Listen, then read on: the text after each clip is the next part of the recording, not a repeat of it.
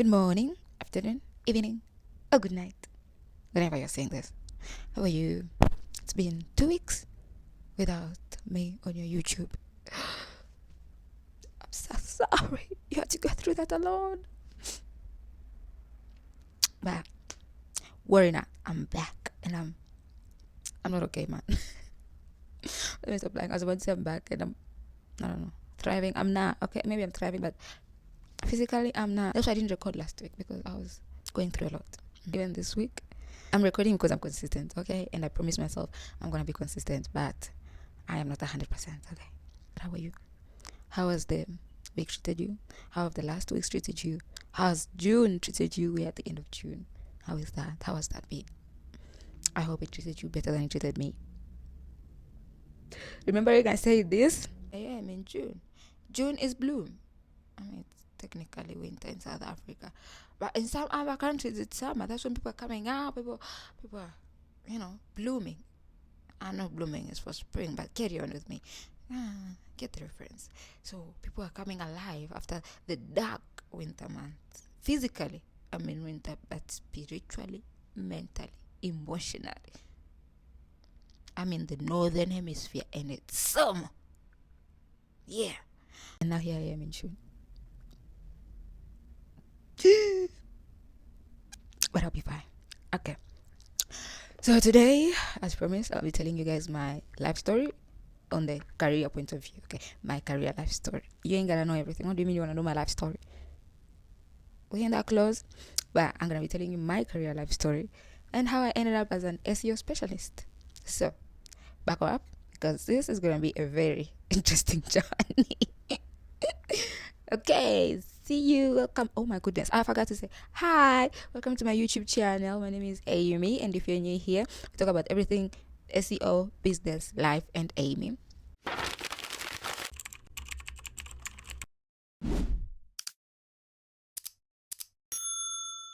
Let's start from the very beginning. When I was a little kid, I think my first interaction with business was around the age of 5, maybe 4. I'm not really sure, but around that time, and that was through scamming. Yeah, that was my first interaction with the making of money, the psychology of money. It was through me scamming because I scammed my young brother. I'm not proud. Okay, I'm not proud to admit this, but I scammed that young man like nobody's business. When I tell you, so most of you already know that I'm Tanzanian. So our shillings were very funny. Okay, so the higher the value, the smaller the size. So a 5 TZ shillings was bigger than a 50 TZ shillings. Okay, so when our parents would give us money, the 20 was also quite big. The 20 was actually quite massive. I would take the 50, the 20, and the 5, and then I'll be like, choose which one do you want. And then when I see him going for the 50, I'll be like, no, don't take the 50. You see how small it is. You'll get few things with that. Take the 20 or the 5. It'll be like, but then I'm like, nah, money doesn't work that way. Money works according to size. Okay, so you have to take the bigger the size, the more the money. And he would buy it, and he would take 5 shillings, or you take like 20, and I'm left with the 50. And I'm like, yeah. And then I ask that, I'll be like, I can't believe you took more money than me. And I'll be like, do you want to exchange? And then it's like, no, I want this one. I'll be like, let's exchange. I'll be like, no, I want this one. I'll be like, okay. That time, I took 10 times what he took. I'm so sorry. I know he's going to watch this video, and I'm so sorry. That was my first interaction with money. I mean, the earliest I remember of me interacting with money and business and, such. It was through me scamming. And then, of course, I graduated from that level. He grew up and he figured it out. I was like, nah. Now he knew which money was of higher value than which money. So I was like, I need to find another way for me to make money because, the economy is not doing wonderfully. Mind you, I am well fed, well dressed, education is okay. Like everything was taken care of, but I could not just sit and have the money that my parents are giving me. To me, it was like, why am I depending on my parents to give me money when I can make it by myself? I'm 7 at the time, mind you. I went to this primary school. I was the newest kid in class. So I was like, oh, okay. And that was kind of like of a rich kid school. I was okay. I was not rich kids. So it was like a rich kids school. So those kids had money, okay? Their parents gave them money. My mom gave me money to spend, but she didn't give me that much money. But they had money. And I was like, you don't say. Let me tell you something. Let me tell you something. And then I figured they love stickers. Any grade 3 student, grade 4 student, we all loved stickers by that time. I'm talking Cinderella stickers, Jasmine stickers, all this type of Disney stickers you can think of. Hannah Montana stickers, all that. We were in there, deep in there. They had us like this chokehold. So I was like, I see a business opportunity here. So what I did, the tiny stickers on a pack of stickers, okay?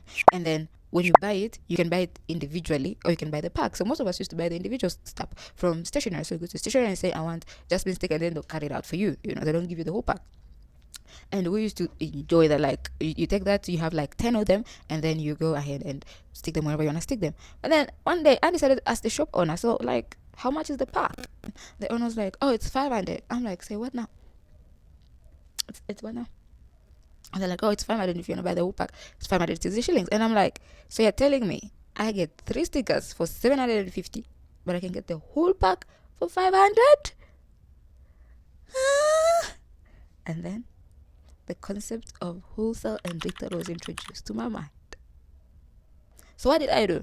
I went and I bought a whole pack of the favorite stickers. Okay, like the ones I see most people use. And that's when I encountered the concept of demand. I didn't know it at the time that it's called demand. I just knew people like this, so I'm gonna get this. And then I got 1 pack. And I went to school. Now remember, most kids had to walk from their homes to the stationery to buy stickers, and then from the stationaries to school, or like from school to stationery to home. So it was like quite a journey. I was like, listen, I'm solving that issue for you. I'm bringing the stickers to you. That's when I encountered the concept of what? Home delivery. It was not really home delivery, but you get the point. The school delivery. So I'm like, you guys can just buy from me, and then I'll be the one buying from the stationery. I was like, no, my house is like, the stationery is on my way to school, so I don't have to take a detour to go to the stationery. You just come from the house, pass by the station, and come here. You guys ain't gotta worry. You ain't gotta do 3 detours. And they're like, yeah, really? I'm like, yeah. I was lying. That it was not on my way. It was completely out of my way. But I'm a businesswoman. I don't mind a bit of walking. No, I don't. So I go to the stationery, I get that, I bring them, and then now they are buying from me the same price they buy from the stationery owner, remember? So they're buying a small piece, like this tiny piece was for like 200 shillings, or like 50 or 150. And remember, each pack has like 25 pieces. Business was good. Each pack has like 25 pieces, and I'm selling each piece for minimum of 150. Do the math. That time I bought it for 500 shillings. 500.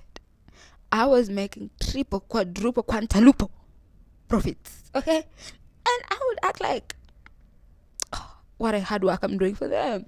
And they never bothered to ask me how much is the whole pack. Because that's how slow they were. They were slow. They were spoiled and slow. I was not. I was spoiled but not slow. Okay? Okay, maybe I was not spoiled. I was taken care of and not slow. They, on the other hand, very slow. So my business is booming. I think I did this for like almost a year, because my next memory is I being in the next class, which was grade 4. I was in grade 4 and we're in a different building. So when you come from grade 3 to grade 4, you change buildings. So we were in another building, and then somebody snitched on me. Mind you, I have had a rain of profits for a whole year, because I would have money that cannot be explained. My young brother would come from school and would buy all type of ice cream. Any ice cream you can think of, probably had it. We buy ice creams. There's these things we call them barafu. It's like a lollipop. It's like what are they called? What do we call barafu in chuchuba in English? I forgot the name. But I'll insert pictures. Those, we had those. I would get home, my mouth is like a rainbow, purple, green, yellow, pink, all type of colors. I'm full of, because a time was hard. A time was hard, bruv. I enjoyed that. I lived like I was on top of the world, because I was on top of my class. So this one time, so how did this come to an end? This time I'm sitting in class, I'm in grade 4, and then our class teacher, her name was Teacher Kato. She walks in, and then she's like, Amy, and I'm like, what did I do now? Mind you, I was a troubled kid, okay? This is another story for another day, but I was a menace. I was an absolute menace to the school. So whenever a teacher came to look for me, it was not a matter of, what has happened? It was a matter of what did I do? Because I would do crimes and forget I did them. That's how much of a menace I was. I was absolutely trouble child. Okay, my mom tried her best. God bless her. But guys, when I tell you I found Jesus, Jesus found me in my adulthood, because had I kept on with my streak from primary school, it wouldn't have gone well. So the teacher was just like, "Hey," I'm like, "Oh no, what now? What did I do now?" And she just comes straight to me, and I'm like, I'm ready. Like, I'm ready. I'm just like, And then she's like, "I hear you have a business." I'm like, now that took me by surprise. Who told you that? She's like, "It's none of your business who told me, but you have a business." And I'm like, "Yeah." "What, you sell stickers?" I'm like, "Yeah." To this day, I don't know who my snitch was, but one day when I catch them, you and I are going to have a talk. And then, so she's like, "Okay, you know it's illegal to do business in school." I'm like, "So you say?" She's like, "No, yes, it's illegal to do business at school. So give me all the money." Now, let me tell you something. One thing about the Lord and I, we have always been in sync. Okay? Like this. We've always been locked in. Because tell me why that same afternoon, it was in the afternoon, something in my spirit told me, take all the money you have, put it in your sock. Put it in your sock. I said, put it in my sock. And then I had like 3,000 maybe left on me, which was a lot of money for a primary school kid to have, but I had way more than that. I just put it in my sock. So I took off my shoe, took off my sock, put the money on left, put the money on the right, put it on my sock, put it on my shoes. And I have laces, so it's not like it's easy to take them off and on. So she comes, I'm like, "You want the money?" She's like, "Yeah." I'm like, "But can't I just stop?" She's like, "Nah, give me the money." Probably just all that money. I'm pretty sure it never made it to the headmistress's office. But so I give her the money. I give her the 3,000 that I had. And she's shocked. She's like, "All this money?" I'm like, "You know nothing. If you knew the amount of money I had on me, I can sponsor all of them here in this class." She's like, "You have all this money?" I'm like, "Yeah, it's the sales I made today." She's like, "Okay, so this is the last time you should be doing this." What? I'm like, "Yes, ma'am." "I'm gonna tell your parents." "Yes, ma'am." I'm like, "Yes, ma'am. I'm sorry, ma'am." "Okay, never do this again." I'm like, "Okay, I'm never gonna do this again." She takes the money. She goes, "Now I'm acting. So I gotta play the part. Okay, whoever snitched on me is still in the class, so they gotta think I lost out." So now I'm like, I'm looking sad and stuff. I'm like, "Guys, whoever told her, it's not cool and stuff." And like, "We're sorry, Amy." I'm like, "Okay, so business is closed down because obviously we have a snitch among us." And the class was not happy with that. Just that we don't know who the snitch is. Probably the snitch was also acting sad. Come to think of it. But anyways, end of business. I kid you not, less than 2 months later, I had opened up another business. I finished primary school. I go to high school now. I'm in high school. I'm in a boarding high school with nuns, Catholic nuns. There's no way you're going to run a business over there. So my business era just came to an end in primary school. Now I'm in high school. Remember, this is the journey of how I ended up in SEO. Okay, now it's my past crimes. I'm in high school. We get to from 2. This is grade 9. You have to choose a stream. Are you going to do business or are you going to do science? I was so set on becoming a pilot. Like, you could not convince me any other thing other than me being a pilot. Okay, everybody in my life knew that I wanted to be a pilot. Everybody, it was no secret. And to this day, I still have planes. If you know me, when a plane passes, we are stopping, we're looking at that plane until it goes away, and then we're continuing with our journey. If I see a plane, I'm recording it. If I hear a plane, I love planes. So I wanted to be a pilot. So I come home in, I think it was October, November, and my parents are like, "So what stream are you going to take?" I'm like, "Why are y'all even asking? I'm definitely taking science. I'm going to become a pilot." Hey, my parents look at each other, and then they go like, "Do you want to go out tonight?" And I'm like, why would I say no to that? Of course I want to go out. Where are we going? So I'm thinking it's a family outing. No. It's an ambush. It's an ambush. So the whole family gets dressed. We go out. We're having dinner. We're popping bottles. When I say we're popping, I mean we're popping Fanta and Coca-Cola, okay? And Mirinda. That's what we're popping. And then my parents are like, "Hey, can we talk to you like for a minute on the side?" I'm like, "Just I?" They're like, "Yes, just you. Let's talk to you on the side." I'm like, "Sharp." I'm like, "Gang. I'll be right back." The gang is my brothers and sisters. Okay. So we go to the side. They're like, "Take a chair." That was my first. Come to think of it, that was my first corporate meeting. So we go to the side. They're like, "Take a chance." I sit. I'm like, "Yeah, what's going on? Are you what's happening?" And then they're like, "So we need to discuss you choosing to take science." And I'm like, "Oh yeah. I'm very good." My mind, I was doing very well in physics. I hated chemistry, but I knew being a pilot, I don't really need chemistry. So I was just like, just pass it. You're just gonna focus on physics. Later on, forget the chemistry. So I was like, yeah, I'm gonna do very well. I'm gonna be a fast pilot in the family and stuff.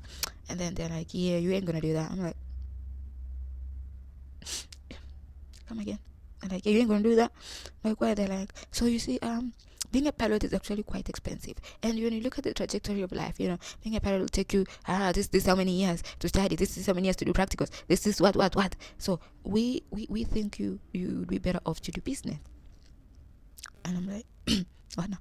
Like, yeah, you've always done business, you've always been a business minded person, so it's better if you do business. And my father goes on to tell me, I even have connections in CRDB. CRDB is a bank in Tanzania.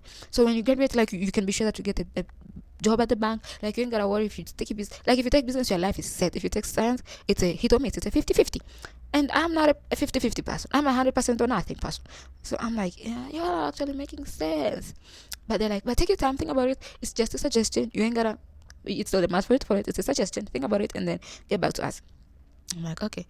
It took me like 10 seconds, to be honest. I told them like 2 days later, I'm just going to stick with business. But the minute they said there's fast money in business, I'll get straight to the money. I ain't going to do practicals or nothing. And I have a job I showed at the end of my university career. I was like, I'm sold. Business it is. So I told them 2 days later, I'm going to do business. And they're like, yeah, sure. I'm like, yeah, I'm sure. Let's do this. Okay. So that's how I ended up taking commerce and bookkeeping instead of physics and chemistry. Fast forward a few years, I go to high school, like A level. I do EGM, that's economics, geography, and maths. And then after that, I graduate. By the time I'm graduating, I had 3 universities. Yes, one in Kenya, one in Rwanda, one in the UK. All were full scholarship. All were fully paid for. All I needed to do was be there. That's how forward I was. Mind you, I've not even done my final exams yet, but they've already accepted me with my previous school results. They're like, you can come in anytime, baby girl. Doors are open for you. And I was like, I'm set. University, I'm set. This time, China has not entered the picture yet. So I do my exams, I graduate, I go home. One day, I'm at home, we're doing laundry with my mom, and then I'm texting my friend, she's telling me she's in China. So I went to the previous high school level with her. She's telling me she's in China, and life is good in China. I'm like, tell me more. I'm like, let me do some research. I'll get back to you. So I started researching China. I'm like, okay, China universities, China economy, China this, China that. And I'm like, you know what? Based on the trajectory I want to take for my life, China makes the most sense to me for me to go study in China, because the Chinese are everywhere. They were actually incoming into Tanzania like nobody's business at the time. And I'm like, these people are going to take over the world. It's best for me to be on their side. So I'll always have a position. I'll always have a top. These people are going to become the biggest economy in the world at some point. They're going to be everywhere. My employer is probably going to be Chinese at some point in time. So it's best for me to go study in China. So I weigh the cons and the pros and all that. So that in China they're not offering full scholarship, it was half scholarship. I was like, bet I'll make it work. So I tell my mom, hey mom, I think I wanna go do uni in China. My mom was like, you say what now? What do you mean I go to China? You already have 3 scholarships. All you gotta do is choose. What are you talking about? And I'm like, yeah. So I tell her why I'm choosing China. And she's like, you know what? You actually make a lot of sense.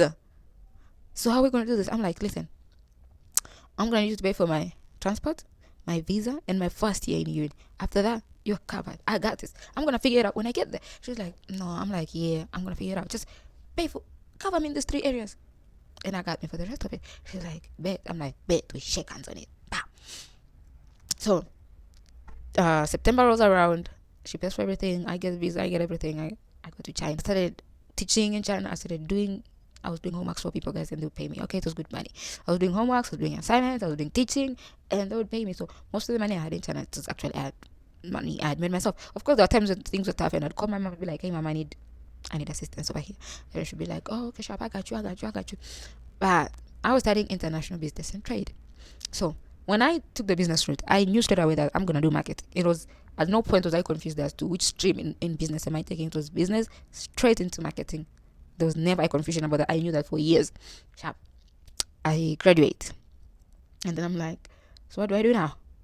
And my love school self, I love school, okay? I don't love things, but I love studying. I'm like, let me just get my master's. Let me just get my master's degree because I had honors. I'm like, let me get my master's degree. Turns out, the degree I want to do requires 4 years. Work experience. At the time I had 1. So I started studying SEO, deep into SEO. I started doing projects for SEO. I got my first job, and the rest is history. Here I am now today as an SEO specialist with 4 years work experience. That's how I became an SEO specialist, and that's how I am here where I am today. It's through all those ups and downs, trips that I took, being a scammer, a businesswoman, a price fluctuator. a non-pilot, and everything. That's how it led me to being an SEO specialist. And let me tell you guys, I love it. I love being an SEO specialist. I know we're going into AI, but it has been fulfilling. Okay, it has been great. It is great. I'm saying it has been like my last time. It is great. SEO is amazing. I absolutely love it. I enjoy doing it. So it actually ended working out. I'm still gonna get my pilot license. That you can believe, that you can trust, that you can bet on. I am still gonna get my pilot license, and I'm gonna learn how to fly the small planes, not the commercial ones and the private planes. But I am gonna do that. I'm gonna be up in there, flying it. So that was my life story for my career and how I ended up here. Oh boy, was it a journey. I hope I made you laugh along the way. I hope you loved it. This is not me concluding. We still have to talk. Okay, don't leave the video yet. We still have to talk. But I hope you loved it. I hope you had an interesting career choice as me, and how you found it. I hope it's as funny and interesting as mine. If not, well, you are right there. Okay, that's what matters. You got there. No matter how you got there, you got there. Okay. So now let's talk other things about of course. So this week I achieved quite a lot, actually.